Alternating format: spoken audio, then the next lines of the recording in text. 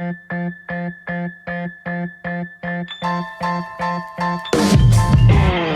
everyone and welcome back to another episode of Stayin Alive with me, Jesse Smith, a podcast about creative people, what makes them tick, and how they keep on ticking.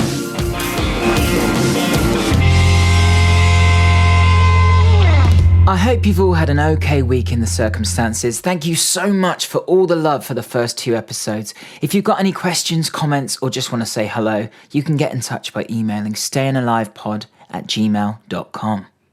We're also looking for sponsors for the show, so if you, your business, or anyone you know might be interested in advertising with us, please also get in touch. Today's guest is a brilliantly talented singer, songwriter and musician from my hometown of Reading.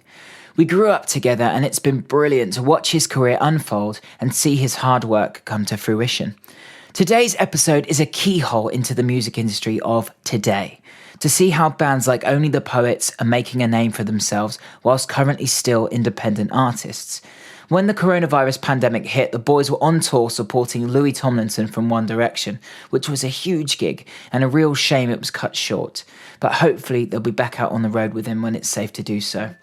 Today's guest on Stayin Alive is my buddy, Tommy Longhurst.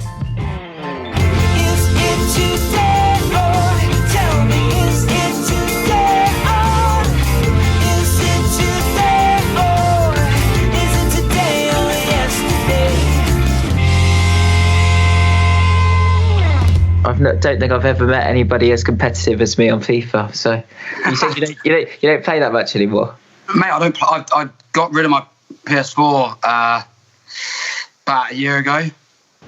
Did you, mate? I'd probably be a lot more successful if I had got rid of mine, mate. Honestly, like for me, it was just it always made me just not very productive. Yeah. Every time I had like a spare few hours. And mate, I just used to get so angry, as you know. Yeah, I just I'm the same. Ruin my day. I would literally ruin a few hours of my day.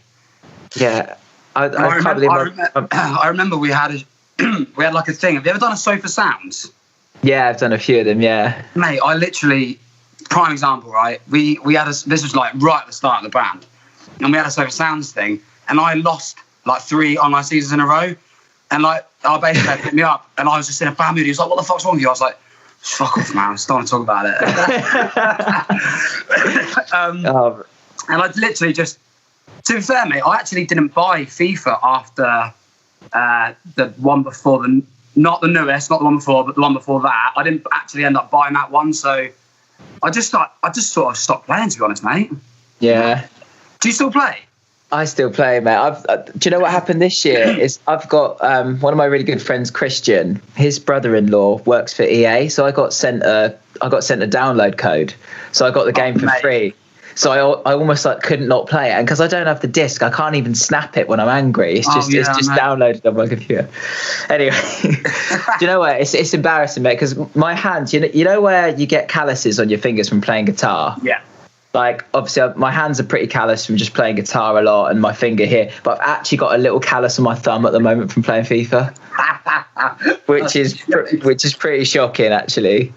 But anyway, we're recording, mate. By the way, so I just introduced you. I'm here with my really good friend Tommy from Only the Poets, and yeah, mate. Basically, just want to have a chat about. I think yours is a real success story in 2020. Obviously, you know, there's still a lot more to come from you guys, but I just wanted to sort of get to the crux of like who you are and what you're doing and how you've done what you're doing more importantly, because you seem to have this incredibly engaged, really excited fan base. You're selling out really big shows, which is no mean feat. So I guess let's just start at the beginning. So you know, for people who might not know who you or the band are, like, where did you start out? How did the journey begin musically? Well, it's funny you say that, because people ask me this question, and I don't know if you remember, but do you remember about, this is probably 12 years ago or 11 years ago, we did I can't remember what it was, but you were like teaching music, and you said, oh, can you like do a song and play the guitar. I'd never sang in front of anyone with a guitar ever in my life. And do you remember I stayed behind after and I played you the JCB song and you were like, you're going to do that in the show? And I was like, fuck, really? And I was so nervous. And it's so funny that you mentioned that, because still to this day, every time I do an interview and they ask where I started, I say, oh, my mate literally just said to me, you got to do this, and kind of took me out of my comfort zone. So it is down to you a little bit. Oh, mate, man, that's amazing. I didn't know that. Because from that moment, because I played your Taylor and I remember being so scared. And then from that moment, that Christmas, I got a guitar. And then I started doing the whole like singer-songwritery thing and just started writing off the back of doing that, because I got such a sense of like, it was just amazing, man. Like, and that's you'd always sung, hadn't you? You'd always been singing, but just not playing and singing together, sort of thing. But I was always told that I didn't really have like a musical theatre voice, and I didn't really. It was always a bit more on the pop / I wouldn't say rock, but like it was a bit more raspy and like, and yeah, I just like kind of, I guess I fell out of love with like the whole like musical theatre thing, and then just really like got so super engaged in writing music, because I just got a lot of, I mean, you know, man, it's just such a sense of like, it just comfort from it, and made me feel a lot better about writing about things I was going through, and I just got so much comfort from songwriting, and yeah, I literally was just so amazed at how it made me feel. Yeah, totally. And you started off, I remember you did some quite cool sort of covers online to begin with, didn't you? Was that like a big part of sort of you learning how to play and perform? And yeah, it was, man. I mean, so I did the YouTube stuff, which when I started doing it wasn't particularly huge at the time. It was back in 2011, so it was a long time ago now. And I did that for a few years. Unfortunately, signed a few bad management contracts, which tied me down to things that I didn't necessarily want to be involved in, which really kind of set me back 2 or 3 years. I won't mention any names, but I basically got found by this guy, and it was all a bit too good to be true, and kind of ruined 24 months for me, because I was tied down to this stupid thing. And then it kind of leads into the band, because I just got found by this producer. This producer just messaged me and said, do you want to do a writing session? And I'd written with like Dan Bartlett, who was in the Parade. Yeah, Dan's great, yeah. Yeah, he's great. Just did a few. And then basically just went to this session and started working with a couple of guys, and just, from there really just writing with other people. I learned a lot. And then I started writing at home and like thinking, and then I remember going to Reading Festival in 2014. So a couple of years after I'd been previously, because I think I hung out with you in like, I think 2009 and 10. Do you remember? We were obviously a lot younger. Mm. And like, I remember watching the bands, and because I was into music at this point, I was like, fuck, I want to do that. That's what I want to do. Because even watching like the bands you were in earlier, I just used to watch bands and be like, that looks so fun. And like just feeding off the energy of other people must be an amazing thing, I thought. So I basically started jamming with Andy, our bass player, and then we had 2 people that joined and got signed. I mean, they're an amazing project. They had like a side thing. They're a duo, and they got signed by Polydor like inside 2 months of their first release. So it was incredible. Right. So they left, and they're doing really well. And then Marcus and Jared came in, and it's been amazing, man. I mean, we've done things I never kind of thought that it would ever happen, and it's been a mental journey, to be honest, thus far. And obviously I'm excited for hopefully things to continue, Definitely, mate. Well, we're going to talk about all of that, hopefully. I just want to go back. You mentioned you started working with a producer. Is that producer the same guy you're working with now, or? No. So I worked with a producer and another writer for like 2 or 3 years. Yeah. Still wrote on my own, but I did like sessions with them as well. And like I said, just learned a lot from those guys. And then, we kind of went our separate ways relatively recently. And it's a lot more just like a mate now, like our really good friend who was in a band with our drummer and guitarist. Because our drummer and guitarist were the singer and bass player of another band. Right. So our drummer's got like an amazing voice. Marcus is an incredible singer. Probably too good he's probably a bit wasted on a drum kit because he's so talented. But he's, and basically Tell that to Don Henley from the Eagles, mate. Yeah. So we we basically. Just I guess those earlier sessions with those two guys, though, it really kind of helped me as a writer, because kind of just pushed me into like I was out of my comfort zone a little bit, because it was quite a daunting thing, because these guys had worked with some big people, man. Like, I mean, they're both now very successful. I mean, they've had some huge cuts with huge artists, and but yeah, like going into sessions is sort of part of my like everyday thing now, because I'm not going to sit here and lie to you. It's not what we do. We do sit in a room and write as a band, but I also go and write with other people as well, and the best song wins for us, man. Like, do you know what I mean? So totally. And every co-write do, I've done a lot of co-writes over the years. You pick up little tips, don't you? And it pushes you as a songwriter. I always find I write best under pressure, actually, and especially when it comes to lyrics, because I'll be sat in a room and if someone's like suggesting a lyric,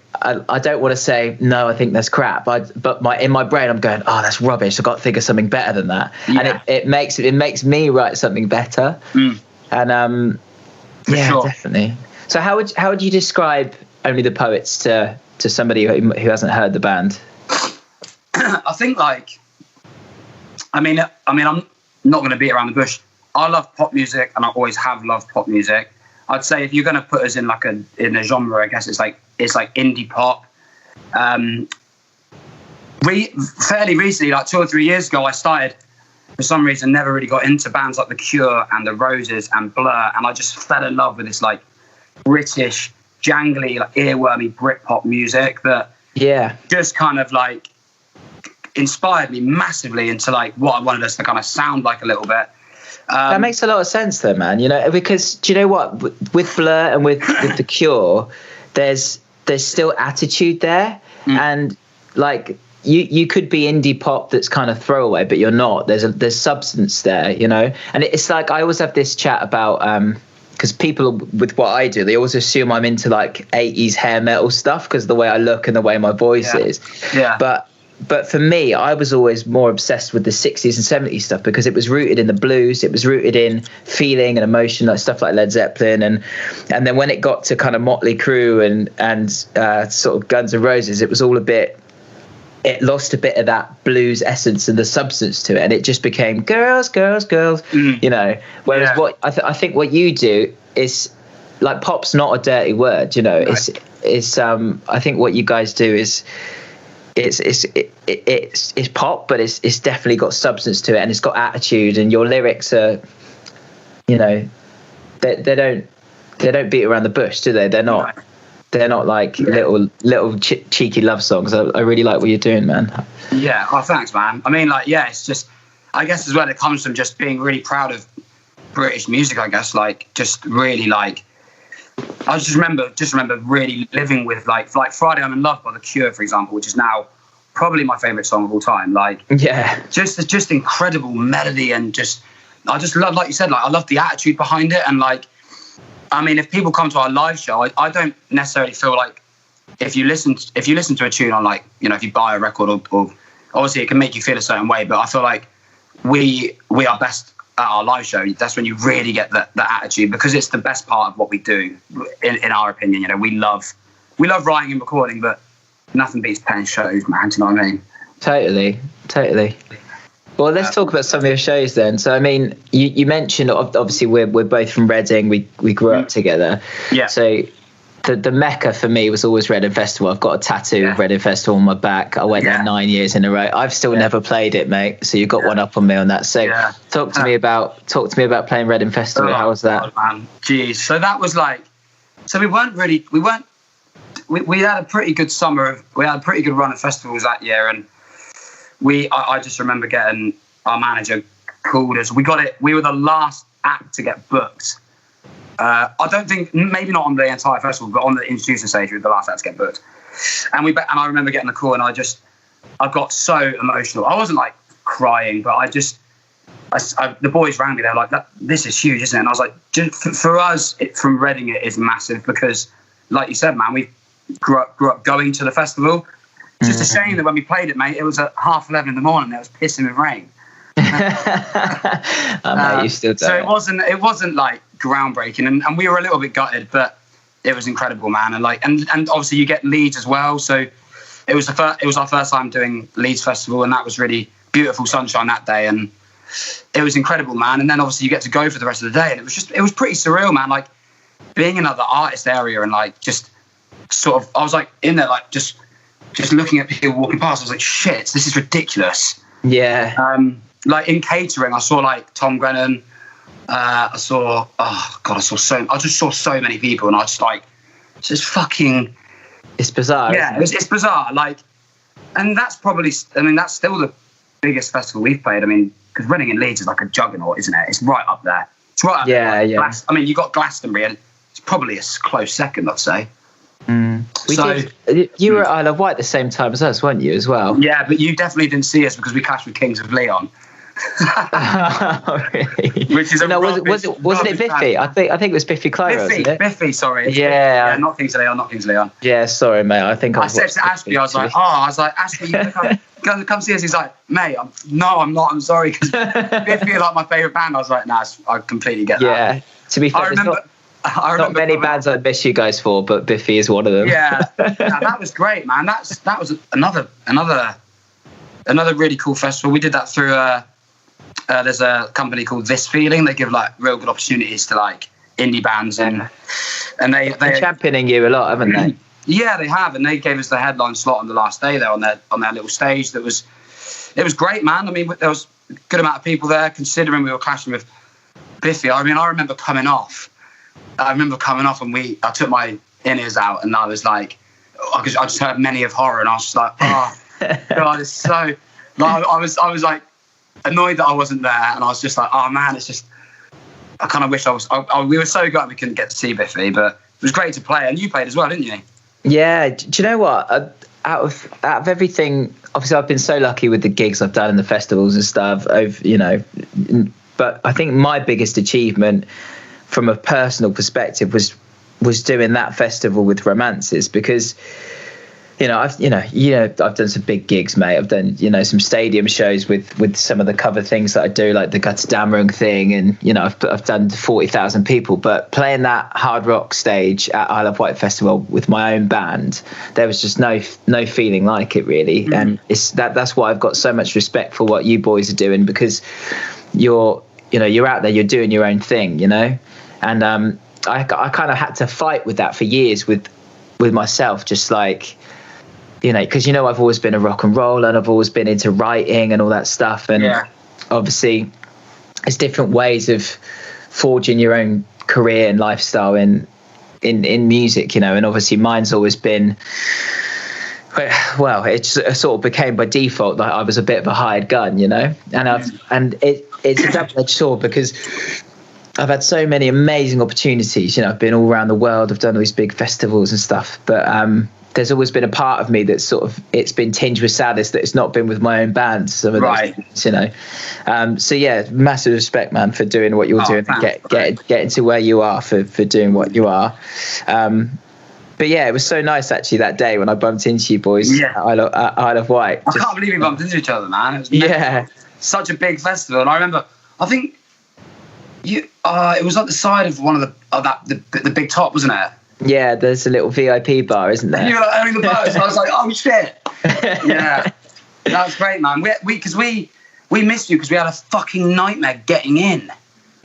It always is. I love Isle of Wight Festival, but you got to get the ferry, and then it's just always a bit of a nightmare to get all the gear there and everything. Oh mate, tell me about it, man. Like, and the whole island works on like a one-way system when you get in. So yeah. Like we were pretty. It was just so frustrating because I was like, oh, my mate's band's on, and I'm really, because I'd seen you play before, but I was like, oh, I want to go see him at a festival, man. It's just, there's nothing like it. Like, seeing your mates at a festival is sick, and then seeing them play is even better. So I was gutted, man, because it took us like, from when we got off the ferry to like getting this festival, it took us about 4 hours. Yeah, I know. Because we were in a splitter van, so we were like kept getting detoured. It was a nightmare. But yeah, that was another. Like you said, man. I mean, Isle of Wight's a big festival. I actually forgot about that. That's probably as big as Reading and Leeds. Like, So that was great to go like overseas as well. First time. Yeah. That's what everyone said. It's like, that's not abroad. It's like, you want to try swimming it, pal. Yeah, exactly. Like, that's an old Only Fools and Horses joke. But I just want to go back on something you were talking about before, which was when you're backstage and you're backstage at a festival in catering, you're seeing Tom Grennan there. I remember doing a festival in Belgium, and like Florence the Machine was sat over there, and like Alex Turner was sat over there, and Paul McCartney was headlining that night. How do you go from being in that scenario to coming home and there's might not be that many gigs in the diary, and just keeping that motivation up? Because once you've done that kind of show, you're like, this is me now, this is what I do. And then the realization hits, doesn't it, that you've got to, that's what I mean. This podcast is called Stayin Alive. The whole thing is about how we as artists continue to do what we do. Yeah. And with all that entails, so how do you deal with the ups and downs of being in a band? I mean, it's such a good point, man, because like only people that have been in bands really and artists understand it, because you have some real lows. Like we've had like, I won't go too much into it because it's mental, but we found ourselves in a legal battle in November, which we thought the band was going to end in February, and then luckily we got out of it, and now obviously things are on the up again. But like, yeah, man, I mean, like you said, being backstage and seeing people, you really, at the time, you're like, this is what I do. And then obviously, for people listening that don't know much about us, we are still an unsigned independent band. So like, I don't do this full time. I still have a job. So like, it's very difficult on your mental health, because it's like you're living two separate lives. Like, totally. You come back from headlining Scala in London, and the next day you're like back at work, and you're just like, fuck, this is like. Don't get me wrong, man. We felt hard done, but I think everyone has in music. I mean, I'm sure you have. Like, there's days when you think, oh, like, what do we need to do to like just get that lucky break, really? So what we do is we basically, I think, a huge shout out to our manager Sam, who is an incredible young manager. He's 27, so he's very young. He's the same age as us, and he is so driven and comes up with the most amazing ideas of how to interact with our following. And I think what we try and do is, when there's not shows, we tend to fill it with writing, and we try and come up with quirky ideas. We use social media very, very, like, a lot. We're very, very active on social media. And yeah, it's trying to keep people interested, isn't it, as well, man? Like, because that legal thing we're involved in is the reason why we've not put out a song in nearly a year, which is a long, long time to not put out music. So we are very lucky that we've managed to kind of still go on these tours, because normally you push a single or an album when you're on a tour, don't you, or an EP? Exactly, yeah. So like for us, it's like we're just kind of go. We did like a tour in February, March last year, and then like put out a song in April, and then did another one like October, November last year. So it's like a long way in between, and there's not really a lot else like happening. So we're so like we're very, very grateful that everyone's kind of stuck by us, and yeah, it is tough, man. I mean, you must know as well, man, that you get your real low days, don't you? Yeah, it's just such highs and such lows, isn't it? I remember when I was doing that Gutter Dammering thing. I don't know how much you knew about that at the time, but it was basically this film that toured with a live band. But in the movie, there was all these rock stars. So Iggy Pop was in it, Slash was in it, Grace Jones was in it, Henry Rollins was in it. All these guys, Josh Homme from Queens of the Stone Age, and we were basically the band that were touring the soundtrack of this movie. And the first gig of our tour was the Olympic Stadium in Munich to 40,000 people. Oh my god! And then we were playing like all these metal festivals in France and Germany and Spain, and we were playing to 5,000, 10,000, and nobody knew who I was, mate. But I was walking out, and I was the face of this thing, and I was getting paid good money, and we were on a tour bus, and we were, it was airport lounges, and and then that tour finished, and I was suddenly like, this is what I do now. I'm a rock star, And then that the phone doesn't ring for like a couple of weeks. You're like, oh, okay, I still got a bit of money. It's all good. And then suddenly you're like, oh, I better go and call Mark down the ball, see if I can get a gig. Like, I've got no money, and it's so bizarre, and it doesn't take away from the fact that you've done those things, but it doesn't mean you're going to be doing them again anytime soon. So you just have to keep forging your own paths, don't you? And, oh, mate, exactly.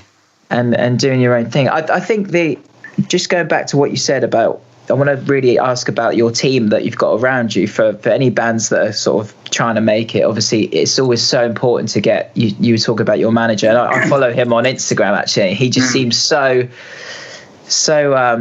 positive and supportive of you guys. He's a good lad. He's a good boy.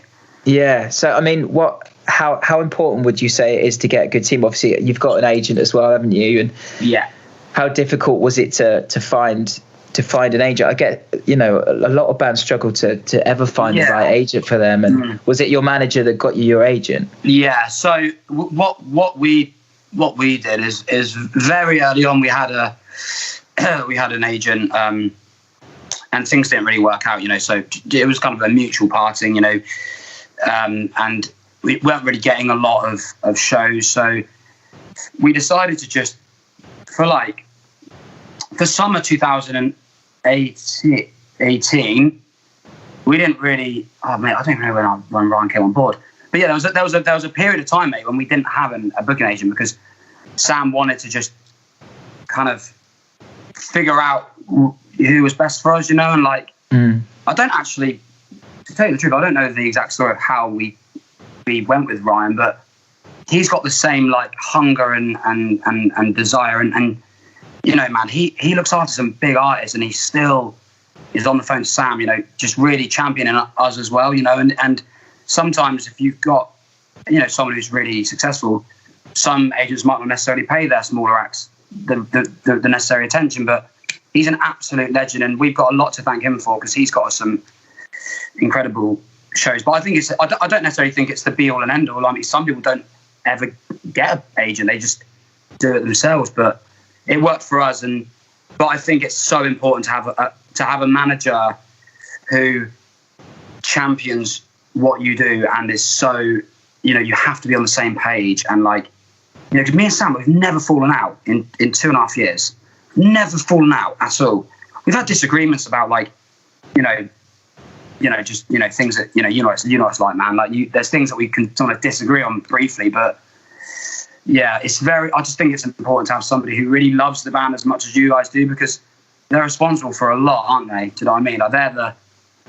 They're essentially your representation for going into meetings, and yeah, so. Totally, and you got to have someone that's always got your back. I mean,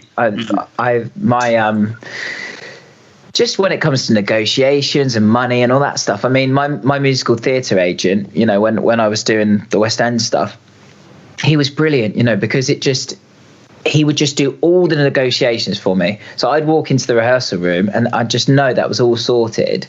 And he might have been having loads of back and forth and arguments with the production, but none of it was on my shoulders, Yeah, and it's the same. Exactly, if you've got you're the for us, it's a case of I get a call from Sam. He's like, yeah, so we got truck main stage, why not main stage?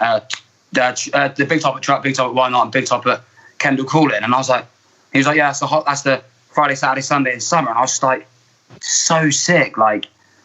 That's when you really start to think, oh God, it's so great to have them on board, because you get those kind of slots, and those kind of.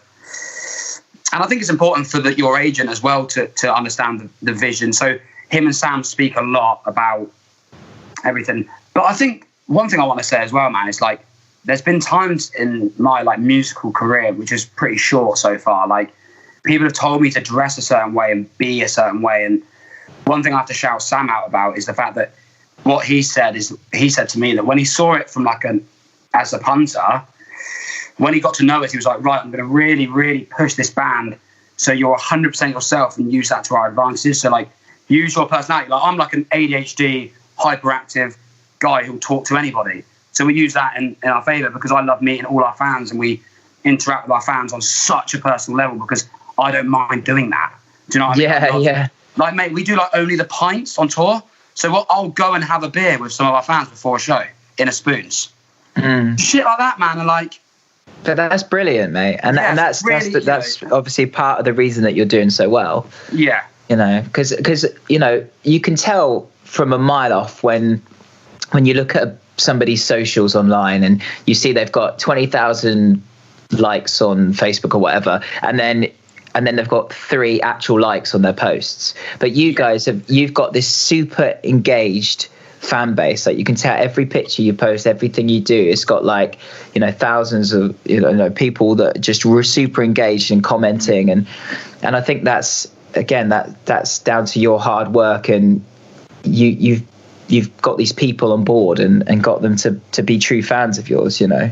And that's how you can do a venue like Scala. So I mean, how does a band like you go from just starting out and writing songs to playing the Scala? Because for me, it's such an incredible achievement, man. I mean, when you look around at bands trying to get people down to the Dublin Castle, they can barely get 10 people out, and you boys have just sold out Scala. It's literally such an amazing achievement. So how did you get from point A to point B, would you say? What were the core things that led you to set out like that? Yeah, man. So back in so Sam came on board, you know, just I say, like, let's say start of January 2018 to make it easy. It was around then, and like, you know, it's funny you say the Dublin Castle, because we played that venue like 7 times in 2017. We had a residency there, actually. The Quotes had a residency there for a while. They? Yeah.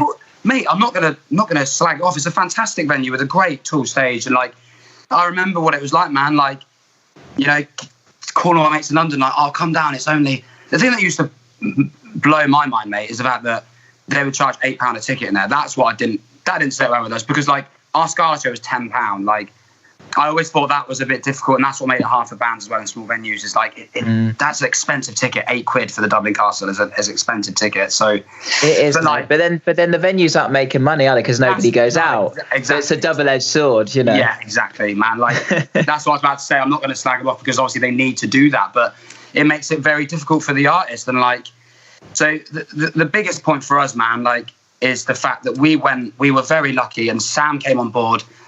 And we had no agent at this point, and he got us a tour with a band called Coast, who unfortunately split up.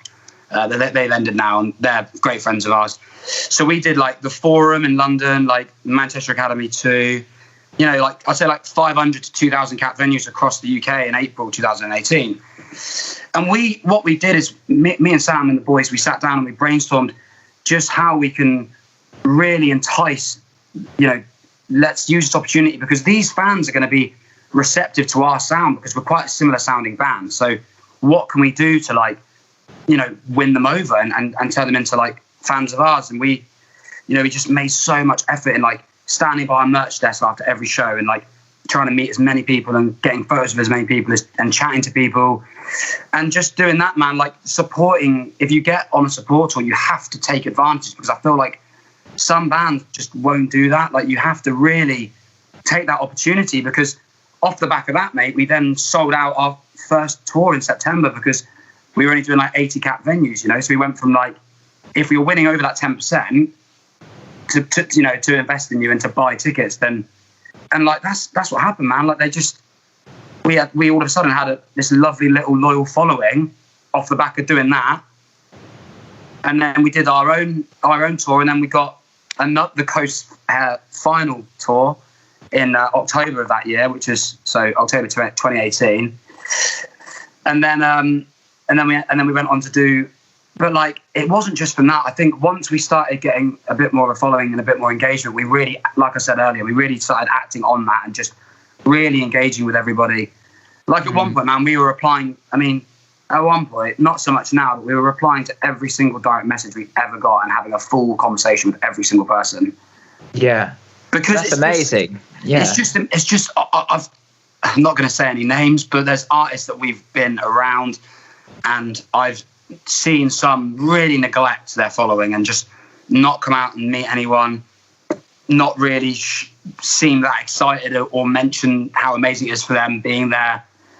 And like, we just really hone in on you know, thanking them, because without them we wouldn't get to do these amazing shows, you know, man. And then with Scarlet, honestly, man, we thought, can we just do it? Should we fucking go for it? Like it was it was a big risk because we did Dingwalls in February. How big Dingwalls? 500. Yeah, it's still a big venue, but yeah. Oh, amazing venue. Did that. Just about sold that out like 2 days to go, and then our agent and the promoter we are with Live Nation and my manager, they sort of banged heads together and they were like, let's go for it, man. Let's on your next tour, let's do Scala because it's a statement. So, and then we basically went through a bit of shit, man, and we kind of told people about it online, not to get them to buy tickets necessarily, but just to remind them that we're really kind of grateful for their continued support since we haven't been putting a lot of music out. And then, mate, there was a surge of tickets like 2 days before the show, and it sold out, and it was the best night of my life. It was very, very emotional, and just because unsigned bands don't normally sell that venue out, man. Like, no. And you know, we just feel very, very, very, very grateful for. You know, I never ever think, oh God, that was an easy thing to do. This is now let's do Shepherd's Bush, because I'm so aware that to go on from there is going to be so hard. Yeah, well, every step is another, you know, it's another big effort, isn't it? It's another gigantic effort, but it's testament to you boys and all the hard work you've put in, you know. And you look at, you know, like all these other unsigned bands, you know, that trying to make it, and it's like you say, it's just a real massive achievement. And I think from the outside looking in, what I saw leading up to that show, I couldn't make it unfortunately, but was just, you made everyone feel like they were part of this thing. They were achieving it with you. Yeah. You know, you were saying, you know, help us sell out this gig, you know, and it was so engaging, and it made everyone go, yeah, definitely, I want to be part of that, you know, and I want to go and join this group of people that are just this unsigned band trying to do this amazing thing, you know. And exactly, man. That was like one of the main things that we were like, this is a night that's going to be all about us. It's not about, you know, us as in the band, as in you and me. Like, you know, this is our journey together. Like, it's amazing, man. Like, I love hearing, like, when I like speak to some people at shows, they say, oh, you know, we came to see you at the Dublin Castle in London, and it's like, wow, so you were there from the very beginning. And like, we just want to, like, I mean, I love it, man. Like, when we do London shows, I recognise so many people because we're just like, they're just lovely, they're just legends, and they, you know, we are so grateful, man. And like, I know exactly how hard it is. So, you know, and we're not really successful. We're still a baby band in the grand scheme of things. But if it all ended tomorrow, I wouldn't be that pissed off, because I've been lucky enough to do some pretty amazing things, you know. Definitely, man. And there's nothing like seeing people singing back to your lyrics, is there? You know, at a show like that. That was the first time that happened. That was pretty emotional as well. I mean, like, yeah, it you don't really fathom that ever happening until it happens. Like, could you go to shows and you scream the lyrics? I mean, I go to shows and lose my voice because I, you know, screaming out people's lyrics. But when it happens to you, it's an incredible thing. Particularly when you're supporting people. That's what we've had as well. Like, we supported an artist called 10 Tons, and he's George Ezra's little brother. And okay, we were like in Nottingham, and we'd never been there before, and we sang Ceasefire, which is our most popular song. It's a brilliant song, mate. Thanks, man. And like, people were singing it, and I was just like, and people will probably check you out when you get announced, but like, yeah, you know, there's nothing like it, man. I'm sure you agree. Being on stage, you just feel fucking electric, don't you? Yeah, I mean, even with what I do, you know, obviously I've just been on the back of this Classic Rock Show tour, and even when I'm doing Freebird or something, you know, or Highway to Hell, just the buzz I get from people singing that is you know, is crazy. Yeah. But when it's your own song, it's just a different kettle of fish, isn't it?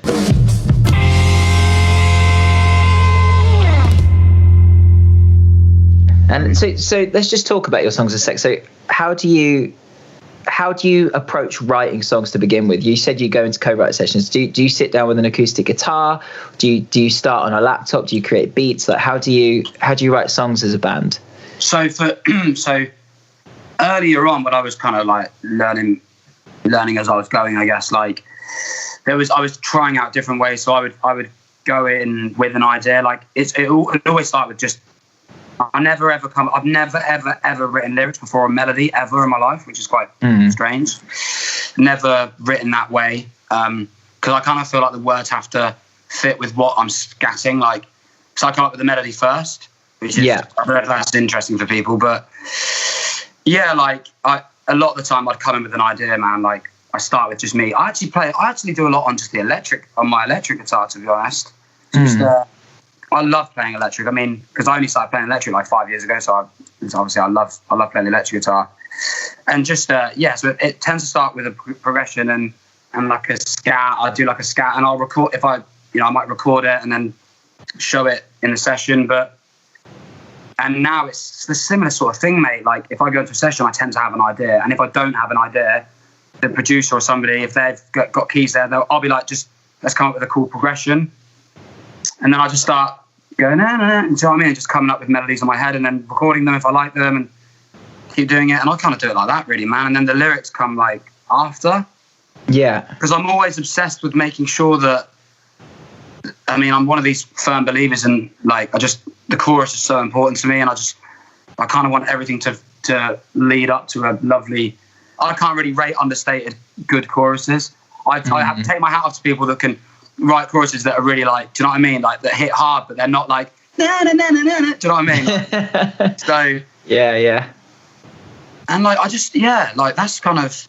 How about your lyrics? What inspires you? What do you tend to write about? Yeah, just about like, literally about how I'm feeling. I mean, I've written like songs about like, obviously love and relationships and loss and like, breakups. I mean, everyone, we've all done that, haven't we? And then like, but then I started to like, right. So our song Even Hell, for example, some people will ask you what that's about. And from the outside, it sounds like you're singing, again, it's about like a relationship or a girl or a boy or whatever. But, that's a love letter to music, it's nice to know I'm not alone. I swear when I'm with you, even hell feels like home, because I was in London and I was on the tube and I forgot my headphones. And that is the worst thing. That is the worst thing. Because there was all this like, fucking like just, and I literally was there and I was like, and then like a week later I was back in King's Cross and I was just thinking, I was like, shit, music is literally like, keeps me sane in certain scenarios. So I went into the session that day and I wrote that song about, like the first lyric is hold me steady, the rats are racing. Like that's fucking people, like, because everyone's in such a rush, aren't they, in London? Like everyone's fucking totally. And like since I've lived here, I'm so much more impatient, honestly. Yeah. Just walking around the tube, and I have to stop myself sometimes. I'm like, why am I walking up the left-hand side of the tube? Like, I've got nowhere to be. I'm just coming home. Like, chill out. You have to remind yourself, that's just London, mate. But like, yeah. So, and then, like, I've written quite a lot of songs in isolation about how I'm feeling. I mean, I'm sure we've all struggled a little bit. It's rubbish, isn't it? I mean, it feels. I wrote a song called No More Lonely, which we. Another cool idea we had. So I basically recorded a very, very first demo of it at home, and we sent it to all our mailing list, like all our fans, as like a little like demo on SoundCloud, like a private link, and said, don't send it out, but this is for you. This is a gift to you, and I hope this gives you some kind of comfort and to let you know that if you are feeling this way, you're not kind of alone. And like, so yeah, man. I mean. Just right about. It's really cool, man. It's really. I love how honest you are about it all, and about how honest you are with your fans, and there's that song Emotional as well, and it's what the lyric is something like, who the fuck is he to look at me like that? Yeah, look at me like that. It's just like it. I think it's quite brave, and and quite your honesty is brave. There's so many people that wouldn't say that, Yeah. That song's just ballsy, that one. Yeah. Yeah, that was a weird night. That's written about Purple Turtle. the lyric is so funny because nowadays people can put your lyrics online and without your consent. So our songs are on Genius, right? And the lyrics are just all wrong. Right. I'm emotional. The lyric is, funny I run into you Friday, midnight, turtle. And it says, funny I run into you Friday, midnight, toll. So what? But obviously, why would... me and the band always laugh about it, because for somebody who doesn't know Reading, that's like being like, funny I run into you Friday, midnight, hedgehog. Just saying a random animal. Yeah, Because you don't know that it's a bar. But that song is great, because that's a real kind of autobiographical song about a particular thing that happened to me, and it's that's the beauty of songwriting, isn't it, man? It's like you kind of look back and you listen to things, you think, oh fucking hell, I remember that time in my life. Definitely. And actually, I've been doing a lot of I want to get onto your online shows as well in a sec, but I've been doing a lot of like a weekly online show. Yeah, I've been watching them, not live. I'm watching them afterwards. Oh yeah, cheers. It's you forget how many people you've picked up over the years, of different projects I've been involved with, and do you know what? It's been quite emotional for me, because people have been so generous in their donations and stuff. It's sort of keeping me going at the moment, because obviously we've still got to pay our rent in London and everything, and people are requesting songs that I wrote when I was in my early 20s and that I'd forgotten about, old quote songs and stuff like that. It's some of those. Every gig I do, there'll be a little bit of nostalgia there, where somebody asks for something that I haven't played in years, Yeah. And like you say, it just takes you back to a moment in time, doesn't it? It's just totally. And totally. You're planning on doing some streams as well, right? So we're doing a live stream tour, basically. That's what we're calling it. So we're doing one one in Spain, one in Germany, one in England, then another one where basically we're just going to let people decide. Probably the country that we see crop up the most. It's probably worth mentioning the reason why. I don't know if you know. Did you see that we were lucky? We were lucky enough to go to Europe, but it got cut short because of coronavirus. Yeah, I did, mate. It's incredible. I was going to get onto that. So you were supporting Louis Tomlinson, sorry, man. No, that's all right. Yeah. So no, it's wicked. Because people are probably thinking, hang on a minute, how the fuck why are you doing a Spanish one? So we were very lucky. So Louis Tomlinson, who was in One Direction, the band that sold the most tickets ever. Yeah. Which people don't know that they sold more bizarre, tickets isn't it? They sold more tickets than the Beatles, U2, everyone. They did like 3 nights at the San Siro once. That's like 250,000 people. That's bizarre, isn't it? And and obviously they've all gone their separate ways. I mean, I think the Harry Styles record's amazing. The new. Have you listened to it? It's really good. There's one where he's quite sort of David Bowie-esque, isn't there? Yeah, he's a single I saw. Check out like Adore You and Falling. Like, I mean, the guy's got a great voice, but he's really like found his path. I mean, I think he's a great artist. But Louis is just like a fucking absolute legend, like a proper geezer now. He's grown up and he's like, he loves like, I see his playlist. He loves like Sam Fender and Catfish and the Bottom and like. He really loves his indie, like Arctic Monkeys. He loves all that, like, he loves that music scene. And, like, So I think he was, like, maybe looking for, like, a kind of indie pop band to come on tour with him. We were lucky enough to do a show with him for Brits Week, which our agent got us. And then on the mic, he was like, I fucking love that band. We should get him on the Europe and UK tour. And I'm standing there like, fuck me, what's going on? Yes. Like, it was insane. Like, on the mic, he was literally, what do you think about that support band then? And he was like, yeah, we should get him on the tour.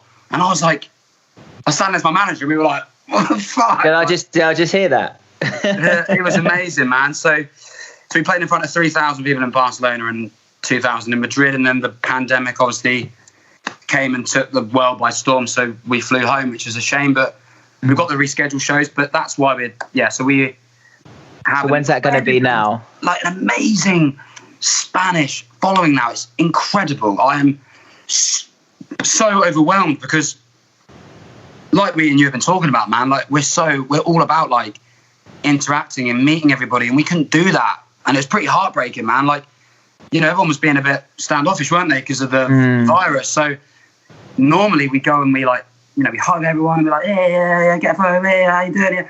And like we couldn't do any of that really. So the fact that we still came home with so many people like, you know, engaged and yeah, man, they've been amazing. Like, and just from being announced by that, man, like we've got like, I mean, we sent some merch out the other day to like 17 different countries. It's like incredible. Wow. Because obviously those artists are like, they were like, you know, they're absolute juggernauts and they're huge. I mean, so yeah, I mean, and those shows, man, like, there's just shows we've never done before. They're just ridiculous. The screams and like, they're just watching him and they like scream every single word. And it's like, not like singing. It's like, you kind of almost have to hold your ears. It's fucking ridiculous. Beatlemania. So like, yeah, so for us to get that is an incredible opportunity. And like, and obviously because we work so hard and they're not used to that engagement, I don't think, because obviously people like One Direction, they were so big. It's not their fault. They could never have done that, could they? Because no, you can't get anywhere near them. You can't get anywhere near them. So I think for us, with us, they're like, oh my God, you're so nice because you do that. And it's like, yeah, but we're just normal lads, man. Yeah. You know what I mean? I love football and I love writing songs and playing for you and I love getting drunk. Yeah. That's all it is. That's all it is, man. So when are those shows being rescheduled to, mate? Well, this is the problem. I don't think Europe's going to happen again because it's not far. Well, it's far away, but these are like 3,000 to 6,000 caps. So August, it's going to be a while, yeah. August the 2nd at the minute. UK September. I mean, yeah. Well, I'm sure when he goes back out on the road, you'll be with him, mate. I'm sure you've seen a lot of good rapport with him and stuff. And but that, going back to your original question, so yeah, that tour is like, so what we're doing is we're basically doing like Spain and England and Germany, and what we're doing is we're because we have like a mailing list, which is how we've got everyone's like email addresses, and we basically are going to email all the Spanish fans a private Instagram account and then stream on that, so it's just me and them, so it makes it personal to them, you know, man. Like, awesome, man. That's a brilliant idea. So that's like, yeah, that's I'm not going to take credit for that. That's Sam, our manager. He comes up with all the cool stuff. I've just got to do it basically and sing and chat to people. Speaking of which, though, also the thing we haven't spoken about is you've done things like house party shows and you've done things like campsite shows. Yeah. Can you just tell people about those and sort of the idea behind it? And you just turned up at people's houses and done gigs. Yeah. Yeah, man. So the campsite shows, basically, we were chatting like, obviously, it'd just be really like a really cool vibe to like, because obviously when you are following at like, if they're at festivals and they want to come see us, you know, it's all like crunchy guitars and, you know, it's like drums, it's like full whack, you know. And we were like, wouldn't it be cool just to go with me and an acoustic guitar and just strip it right back to its core and just have a beer and a catch up? And, you know, if that was me and I was like a fan of somebody, a band, and they came into my campsite, I'd be like, oh my God, that's so cool. And like, you're just really normal. This is mad. And it reverts back to that thing, man. Like, just want to engage with people and it's so cool. Like, so yeah, what we did is we basically did little polls on Instagram. We always use Instagram. Instagram's the best tool for everything. And just basically like, oh, anyone be up for campsite shows? And everyone that voted yes, we just started messaging them. And then we did one at Truck. And when we played, that was our biggest festival we played, like crowd-wise. We were very fortunate to pull a big crowd. And we had like 200 people at the campsite show. It was amazing. Brilliant. Like, we met. Have you been to Truck? Haven't been there, no. But there's like, you know, like you got the festivals that have like their name in like big letters in the middle of the arena. So we were like, meet by the Truck sign. And we were expecting, man, like 30, 40 people, man, honestly. And like, literally, we were like, right, meet at the Truck sign at like 4 o'clock or whatever it was. And I had my guitar, my manager was with him, our photographer. And then all of a sudden, there was just this fucking massive group of people. And we were just like, what the fuck is going on? And then Amazing. And then there was these people dressed in bumblebees. And we were like, right, so it's easy to follow. We'll just go to the bumblebees campsite. So they were all, and there was like a big fucking crowd of people. And then other people were joining it because I think people were just like, oh, what's this? And it was amazing, man. I had a little Roland travel amp and just played 3 songs acoustically, man. And then the house parties is just so fun, mate. Just getting pissed with people and just so funny because the neighbours just hate it because it's so loud, isn't it? Like, we're not even miking anything up. I mean, the the drum kit's just there and like. But yeah, like the house party shows were really fun because we were doing. So is it like uni halls and stuff? Yeah, so doing it. Yeah, we couldn't do it in any uni halls because it's too difficult. It's when people have got like houses, obviously, because I don't think the unis would be that keen on people fucking playing a gig in halls. Yeah, but yeah, they were. We plan on doing more of them as well. Come September, just because we just always want to keep ourselves busy, man. Like you said, like going back to what you said, like sometimes you are just waiting, aren't you? There's been so many. Like it sounds from what. Obviously, I'm telling you all about all the fun, great stuff. I mean, there's been months of like nothing. Yeah, like anyone, you know, like there's been so. But it seems like you really take the initiative, you know, as a team and try and come up with cool ideas. I remember the only one sort of really cool idea I think we ever had with my old band, The Quotes, was when, do you remember when we hired a boat and we played along the river outside Reading Festival? Because we could not get a gig at Reading Festival, so we were like, do you know what, we literally hired a boat and we played live on the boat as people were coming into the festival queuing. But you know, that was, we got a funny video out of it anyway, but it was quite cool, you know, people were coming in and out the festival. But yeah, I mean, you've got to be like PR innovators these days just to get your band known, because we're in this strange time where it's easier than ever to be an artist. You know, as long as you've got a laptop and, you know, a microphone, you can put music out there. But that makes it harder because there's so many artists, you know. So it's like a double-edged sword, isn't it? It's like how do you get to the people? How do you get your music to show at the top of people's feeds? And obviously by doing what you guys have done, you've achieved that, you know. And I mean, it's just, that's what it is, man, isn't it? Like, you know, it's harder than ever before because, like you said, there's more artists and bands than there ever has been because it's so accessible for everybody. Like anyone can go get distro for Spotify and just put a tune up. Do you know what I mean? Like it's easy. It's a great thing. It's a brilliant thing. You've got all these great, you know, distribution companies that put out music for unsigned artists and things. But at the same time, it's all about just trying to think outside the box, I think. And like for us, we're just trying to twin like playing big shows and, you know, with like really engaging with everybody. And I love doing it, man. Like some people won't want to do it. Yeah, yeah. Not for everyone. Like it's quite tough to talk into a camera. You've got to get quite good at it. It's Definitely. quite. I mean, Sam was the one that was like, you got to start doing more. You know, you talking to a camera, and I felt like a right idiot. Like, hello, how's it going, everyone? Like on our first tour we did with Coast, but now it's fine. And like, yeah. I think, like you said before, mate, you've got to play to your strengths, haven't you? And you've got to use your own personalities as a vehicle to connect with people. And if that means that you're weird and mysterious, you know, then you amplify that. But if you're like yourself, like you said, and you're willing to chat with people and go out and have beers with people, you know, then of course use that to your advantage, you know. Because I'm not this mysterious, cool bloke. And like, there's been people that have tried to make me that and been like, yeah, you know, you got to like to make sure you're really smouldering. And it's like, yeah, but that's not me. I'm just like this hyperactive guy who wants to get everyone jumping. And I love seeing a mosh pit and a circle pit. And we get everyone on the floor and then everyone fucking jumps up and goes mental. I just want that. I want people to come out of the gig being like, that was ridiculous. Like the energy level up there. Like, and that's what Sam and our team have allowed us to do, is just completely be 100% true to ourselves.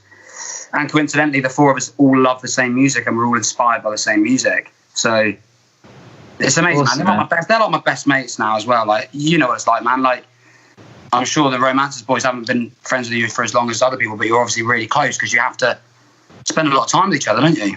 Yeah, definitely. It's a relationship, isn't it? It's like having four girlfriends. Yeah, literally. Like being in a four-way relationship. I said that to so many people. Yeah. Man. I mean, for us, our issue is just getting us in the same room because we're all, you know, everyone sort of does this, what I do. So we're all sort of session guys. So all of us are sort of touring with different artists and doing different things. So just, if, you know, it's a miracle just getting the five of us at the same room at the same time. Yeah. But I guess, you know, I think, like you said, obviously you're working to sort of support what you're doing. I think I always say that there's like three ways of really trying to push your own music. One is that you do what I do, and you're a session musician, and that's how you make your money, and then you do your music at the same time. The second one is you do your version, which is you have a job, and that pays for your own original music. And the third option is you have really rich parents. And yeah, literally. You know, and that's the only way really you can be successful, you know. And each of those three, come apart from the last one, comes with its own limitations, doesn't it? And you know, did you ever find as well, like people who say to you, like you'd say to them, like, oh, I've done this, and they'd be like, oh, that's so that pays quite well then, and you're like, no. Yeah, well, no, it's absolutely not. It's cost, like, you know, I'll say, I don't care, we got £100 for playing Reading and Leeds. Did you? £50 a show, yes. Like, people are like, oh, some good money there. And like, because we're independent, we've made good money, like, from tickets and stuff, but we just reinvest it all because we have to. Yeah, of course. Because if we get another opportunity to do something, who's going to pay for it? Do you know what I mean? Who's going to pay for it? Like, we have to, like, it's like running any startup business. It's a business at the end of the day. Like, the only the perks will be successful is if we start to make money. Otherwise, everyone will get tired of it, and it'll exactly stop, unfortunately. We were having a chat about that the other day. We were talking about from writing the song to when the music video goes up on YouTube. You know, I think, I don't know exactly, but I was trying to work out how much it'd cost for one single to be put out, you know, with all the artwork and the video, and, you know, you're talking like a couple of grand, aren't you, for one single? Yeah. You know, so, you know, and then if it doesn't get, I mean, you know, how many streams do you need to make that money back? Oh, I know, you know, I'm telling you that. That's another thing. People don't realise how you know, artists aren't. Oh God, don't even get me started on streaming. I think it's awful. Just, you know, it's like, it's next to nothing. And I mean, I'm sure you all the bands that you love and grew up listening to, you know, that was back when, you know, everyone would buy records, you know, and that, you know, albums would be like bodies of work that people would like live with, and it meant so much. Whereas now I feel like music is so like, it's just everyone's onto the next thing so quickly, and people don't live with bands anymore. And like, it's just, there's so much music about that people are just onto the next thing. So you've got to really nail it, like with every release, and like, there's just so much pressure on it now, I think. Yeah, absolutely. Especially when trying to get a record deal, because like, you know, we've not been signed. I mean, some people would argue that we weren't being signed, but like, we're not bothered right now because things are ticking over and we're like loving it. And right now, do I want somebody like barking orders at me? Maybe not.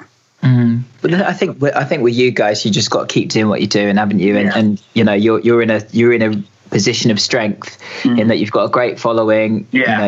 You've been doing it all yourselves, and you know, I'm sure eventually, if and when a label comes, you know, you're in a much better position than you would be, you know, if you've got none of that stuff, you know. So yeah, because it's about getting the right deal as well, I think. Like, because if you jump into something and it's not necessarily going to benefit you, and I'm not talking about even money, just like you want someone to really want you, you know. And like, I just feel like the more we do on our own, and if things build, you know, it increases like the value of what we could bring to a third party, you know. So definitely, like, mate.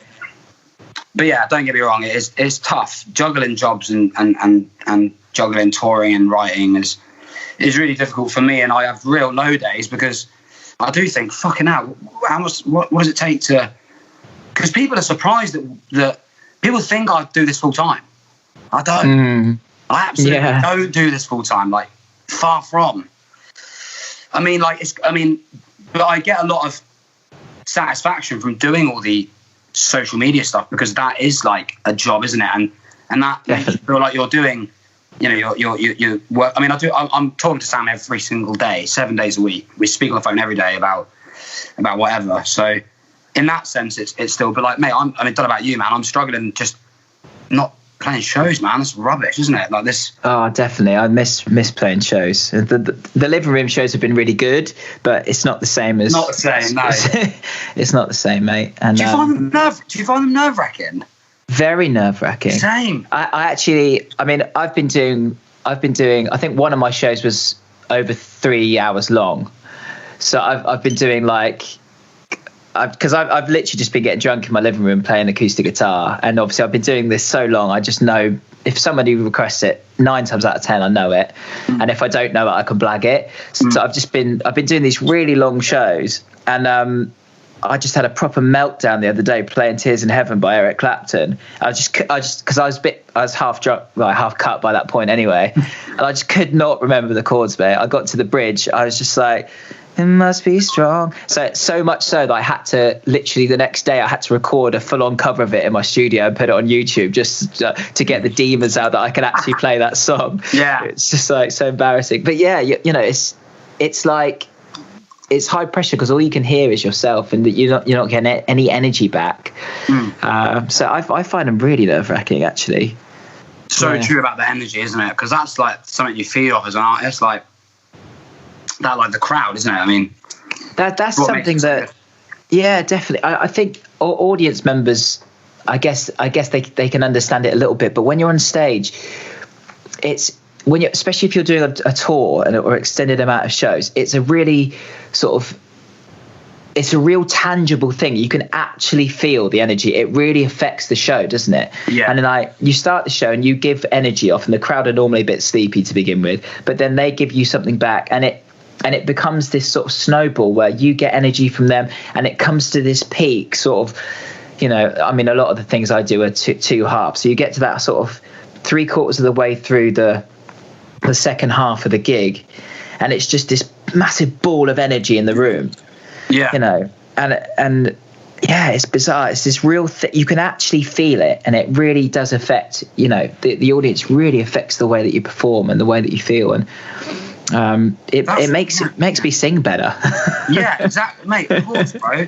It's literally, that's exactly what it is, man. Like, that's why we are so, like, I know I'm banging on about it, but I'll say it again and again. That is why we are so engaged with our fans, because they have got just as an important job, if not a more important job than us. Because, you know, if I walk out on stage, there's none of them in there, it's gonna be a rubbish show for us, isn't it?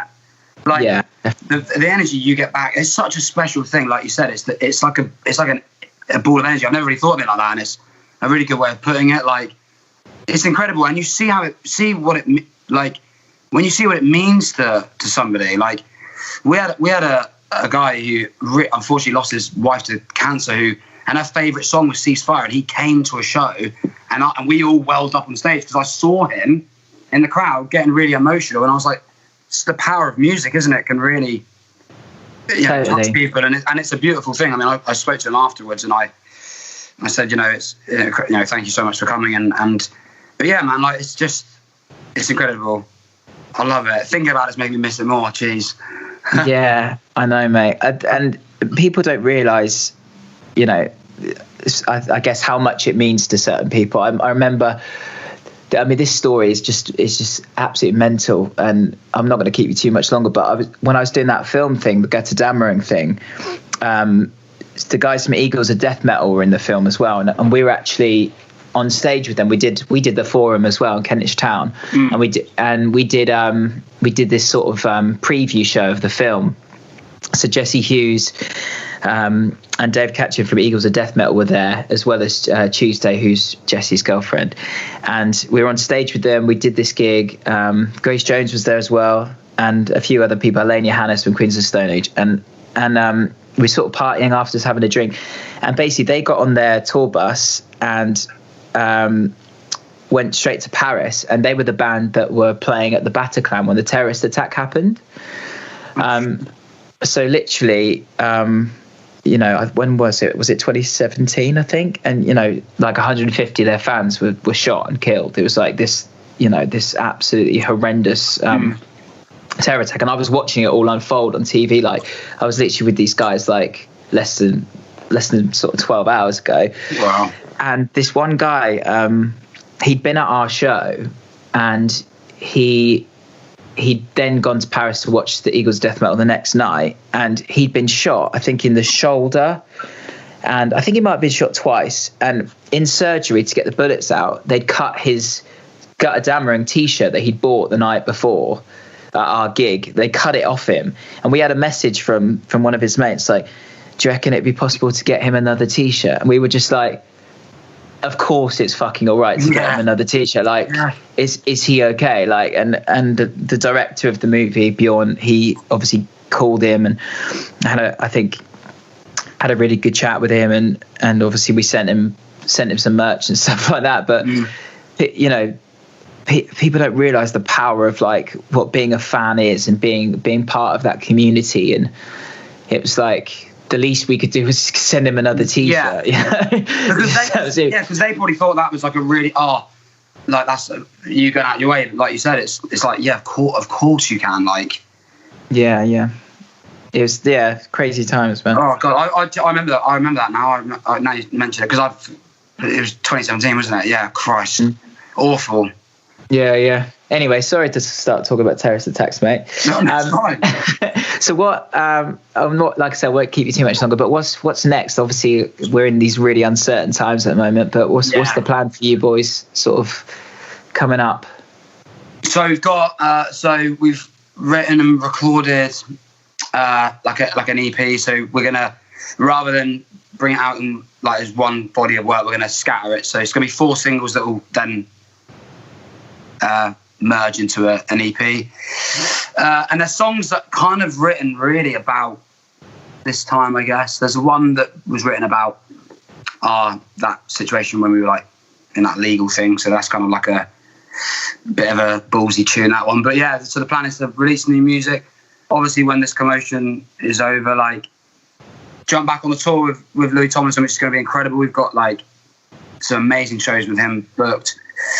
And then I think probably look at booking a headline. So I'm going to have to probably do something bigger than Scala, aren't we? Yes, mate. I'm definitely going to come to this. I don't even know what we're going to do. I don't know what venue it'll be. I'm trying to think. You've played Shepherd's Bush before, haven't you? Supporting. Shepherd's Bush would be ridiculous, but Shepherd's Bush is 2,000. It's too big. Why not, mate? God, imagine that. Mate, I love it when you drive around Shepherd's Bush and the name is just on the thing. It's God. Oh my God. We played there twice. We've been very lucky. Yeah. Amazing, beautiful venue. But yeah, it's cool, isn't it? I've played there a couple of times. Oh, mate. I think I played there once, I think. Have you played Brixton?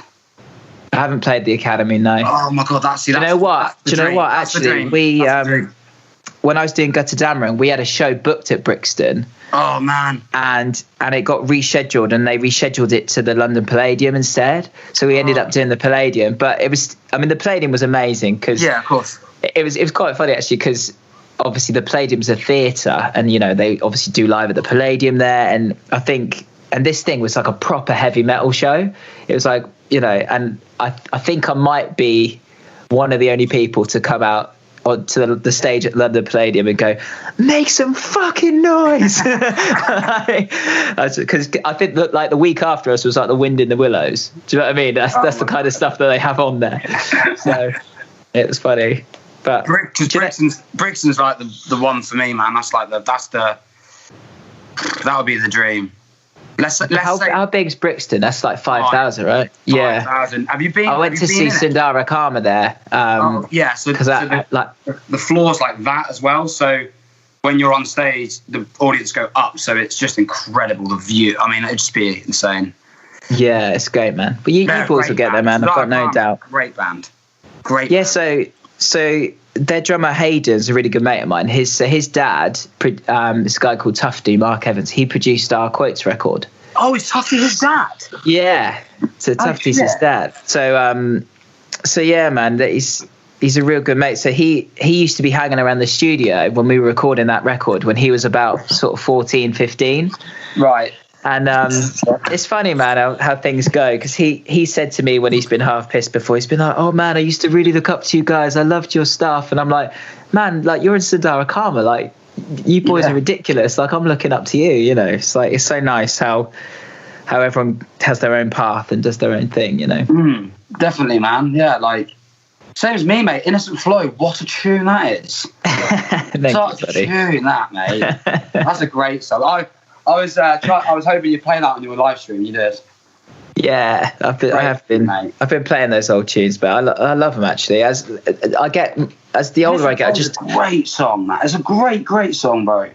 Thank you, buddy. And I love just vodka. get older, Vodka's more sentimental. Vodka's one of my favourites. Drummer Clowns and Superstars. Yeah, I actually did that one the other day as well. Watching. Yeah, mate, you're talking about stuff I wrote when I was a little girl. So. Temo's beautiful song. I remember me and Dan Bartlett listening to I think it was the last. Because did you do a few albums, The Quotes? We did, yeah. We did one when we were really young, about 17, and then we did one when we were sort of like 21, which was like and we did an EP as well. Is the one with Tufty the one when you were 21? Yeah, that's right. Yeah, I think that's the one that me and Dan would listen to. Yeah, it was called State of Activity. I'm really proud of that record, man. Yeah, it's great. It's really cool. Still got it, mate. It's still on the old iTunes. Yes.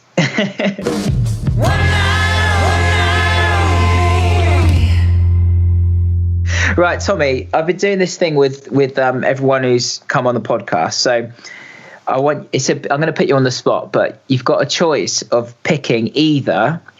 Now, this is a big choice. Either you could do it one gig, one night with anyone ever. So like a super group that you can be on stage with for one night only, or you can pick a five-a-side football team that you can play a match with. And you could pick anyone in. So if you want, you could have footballers in your band, or vice versa. It doesn't matter. But I know you're into your football. Who do you support, by the way? You're a Reading fan, aren't you? Yeah.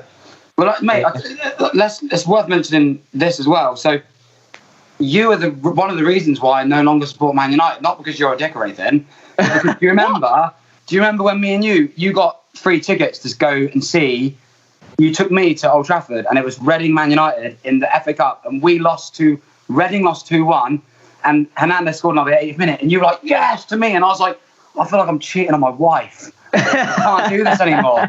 Mate, the thing is, I'm not literally completely not Man United. I mean, I don't, just a complete Premier League neutral, which is probably more enjoyable, to be honest, because it must be fucking frustrating being a Man United fan of late, mate. Well, I think we've turned a corner, actually. Yeah, no, you are playing good football now, but I'm a huge Reading fan, but my football knowledge is fantastic, and the answer to that question is probably the five-a-side football game, to be honest, which is really bad coming from a musician, but go on. I love football. So who would your five-a-side, your fantasy five-a-side, who would it be? So as in me plus 4 players? You plus 4. Right, so my keeper would be, oh God, who would my keeper be? Oh God, Seaman. David Seaman. Yes. I sometimes used to see him walking around the Oracle. I think he lives quite local to Reading. Yeah, obviously, because his son, I believe his son played for Reading, did he, or something? I don't know. I've seen Martin Keown's son plays for Reading. I've seen him a few times. And then you've got to play with Ronaldo, haven't you? Because it's Ronaldo. And then you've probably got to play with Messi, because then you get a judgment on who's better on a football pitch. So yeah, Ronaldo, Messi. I'll be sweeper. So I'll be like CDM, and then you got Ronaldo right wing, Messi left wing, Seaman in goal. A bit of a weird team, this. Who would be? There's so many footballers, isn't there? Oh God. I mean, do you know what I'm going to say? Because I've just watched this documentary this morning. Gaza. Oh mate, what a player Gaza was! What a player! I loved him, and I kind of stopped thinking about him, how good he was. And have you seen it? It's on Have you seen it? The Gascoigne documentary. I haven't seen it yet. Oh no. Man, it's on Netflix. I'm going to watch it. I literally watched it this morning before I came on to speak to you. It's just just reminds you of how incredible he was, and he'd be great fun in the bar afterwards as well, wouldn't he? God, yeah, him and Paul Merson used to do a thing where they used to put money in the middle of the table and drink bottles and bottles of red wine and whoever fell asleep last just took the money. They'd take loads of sleeping pills and shit. It was pretty fucked up, man.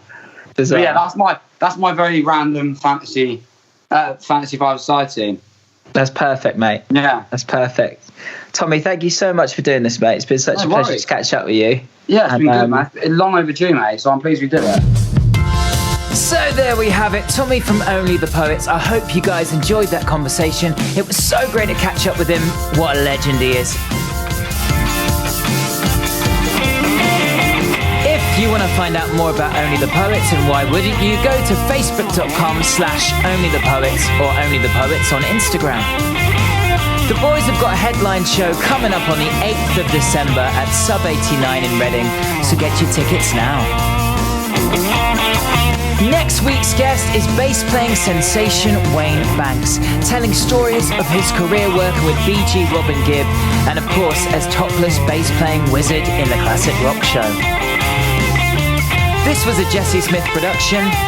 Music by Neil X, Mark Garfield, and me. If you'd like to get in touch with the show, please email stayinalivepod@gmail.com. Thanks for tuning in. I'll see you next week. But until then, stay safe, stay alive, and I'll see you very soon. Ta-ta!